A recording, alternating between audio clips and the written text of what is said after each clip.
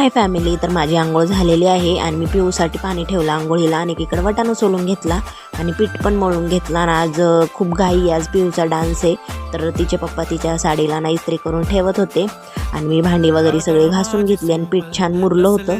तर मग मी त्याच्या एकीकडे चपात्या अशा गरम गरम करायला घेतल्या आणि शरूची पण आंघोळ झाली होती, तिला नाश्ता दिला मग करायला. आणि शरू आज नव्हती गेली शाळेत, 2 तासच शाळा होती म्हणून घरी बसली होती. नंतर मी आवरून पिऊचं घेतलं आवरायला आणि शरू मला म्हणली, मम्मा तू तुझं आवरून घे, मी पिऊला नेल पेंट लावते. तर ह्या दोघींना स्वतःचा व्हिडिओ असं काढत होत्या आवरताना.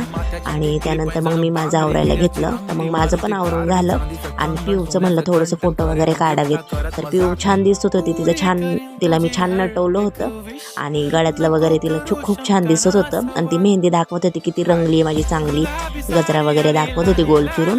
आणि त्यानंतर मी ओला बुक केली आणि रिक्षा आला होता खाली, त्यामुळे आम्ही गेलो रिक्षात बसून. आणि जिथे शरूचा डान्स होता तिथंच होता पिऊचा पण, आणि तिला तिच्या मॅडमकडे दिलं. मग तिथून आम्ही हॉलमध्ये बसायला गेलो.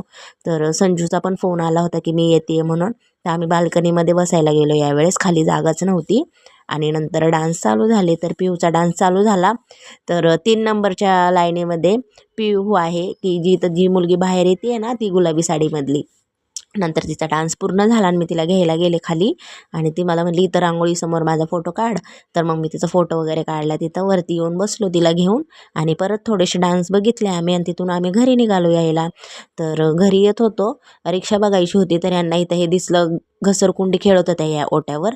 आणि नंतर पिऊना पूर्ण तिने गळ्यातलं वगैरे काढलं, नाही तर थोडंसं लागलं तिला, तरी पण घसरतच होती. आणि नंतर आम्ही तिथून घरी आलो, तर भैयाची गाडी लागली होती पानपुरीची, तर पानपुरी खाल्ली आणि वरती येऊन जरा झोपलो.